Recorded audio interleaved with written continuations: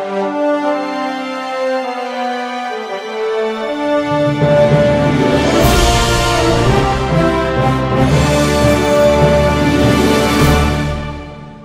what's going on, guys? I'm Danny, and thank you for checking out my channel, Blu-ray Dan. In this video, I'm going to be reviewing The Amazing Spider-Man 2, which I actually picked up from Best Buy when it first came out for about $10. I think it was a deal if you buy like a TV set for $14.99 and above, you get this one for 10 bucks, which was a pretty sweet deal because it was a new release. Now, before I start the review on this movie, I just want to apologize in case you guys see me touching my lip or messing with my lip a little bit. Something happened to me today while I was working out. I was outside across the street from my house at the park going for a run. Once I was done running, I slowed down, I started to walk a little bit, I called my father up, and as I'm talking to my father, I feel something fly in my mouth. Immediately as this happened, obviously I spit the thing out. So when I spit it out, I look. Turns out it was a bee and it stung the inside of my bottom lip. Which was not fun at all because then, you know, I feel my lip started to swell up, which is not that bad right now. Who I felt bad for most was my father because I'm pretty sure on his end of the phone call, it sounded a little bit like this. Hey, what's going on, Dad?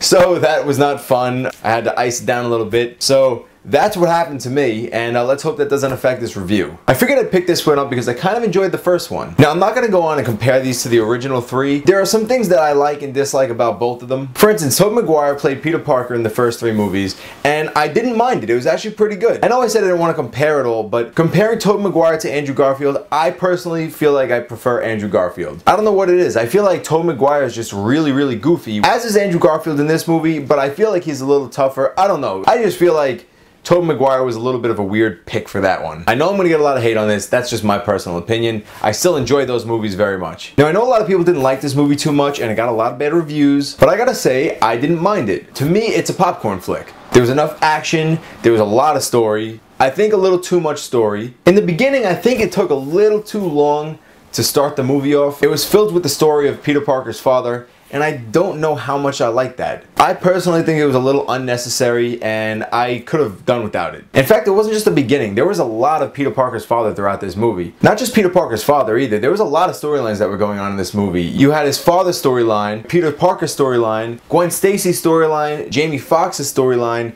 and you had Harry Osborn's storyline. There was also a small minor storyline for Rhino, not really anything big, but it was there. Because of this, I feel like the movie it was a little too crammed. Now look, it's a comic book movie, so I'm all for seeing tons of action. I feel like that's why I watch these movies. But I do feel like it was a little too much. The story and the action scenes in it were pretty cool. It seemed like it was missing something as I was watching it. There was so much going on that I feel like there wasn't enough time to really have much character development. The one person who had so much development was the father, and you know, why? Another thing I want to talk about is the acting in this movie. I think that for the most part it was really good. Andrew Garfield's acting was really well. Emma Stone's acting was great. Jamie Foxx had good acting. Even Dane DeHaan had pretty good acting.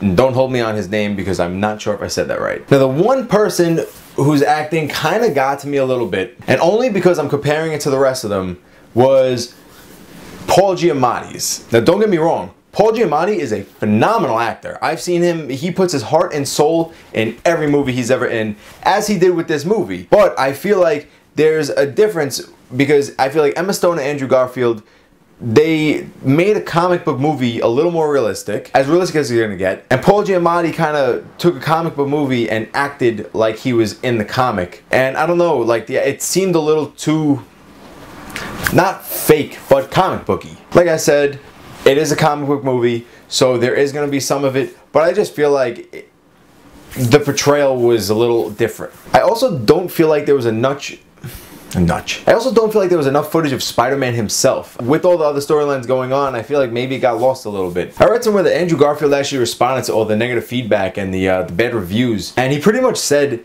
that when he first got the script, he read it and everything was really good and he really liked it. Not saying that he didn't like the movie, but he really liked the script, I think better than how the movie came out. He said that a lot of scenes in the end wound up getting cut. That will destroy a movie. And although I did enjoy the movie, I feel like that's probably what messed things up. On another note, there were a lot of good things about this movie too. One of them being the cast. This movie had a great cast filled with a lot of good actors. You had Sally Field, who played Aunt May, Jamie Foxx played Electro, Paul Giamatti as Rhino, Dane DeHaan, who played Harry Osborn. Again, don't hold my pronunciation of that name against me. Andrew Garfield as Peter Parker and Spider-Man, and Emma Stone as Gwen Stacy.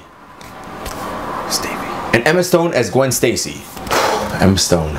I might have even watched this movie for Emma Stone. Before I put the movie in, I actually hooked up my Xbox Connect so that this way when I scream to Emma Stone, my sound goes through the Xbox Connect to her in hopes that she would respond to me. Unfortunately, that didn't work.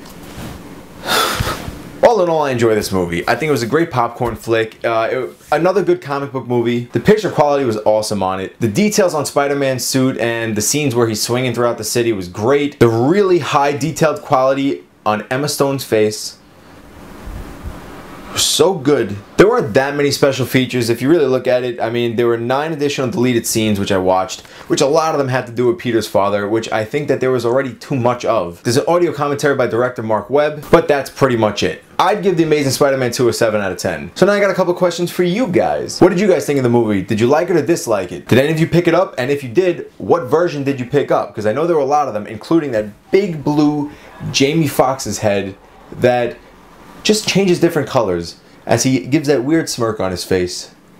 Alright guys, so that's my review on this movie. I thank you so much for watching it. Once again, I know I only have a few videos up, but you guys have been so great so far. There's been so many comments and interactions and friendly, warm welcomes that I really appreciate it, and I feel like I'm already part of this community, and it feels great and it makes me want to continue this, and I will. Now, one last thing before I go, I just want to let you guys know that I released a new prank video on my other channel, Legend Studios. There will be a link in the description and at the end of the video. That's all I have to say. Make sure you guys leave comments below, and if you could do me a favor, hit that like button and give me a thumbs up, and please subscribe, because I will be doing a lot more videos like this, and the more you guys write to me and keep in touch with me, the more I'm going to want to do them. So thank you so much. My name is Danny, and this is the Blu-ray Dan channel.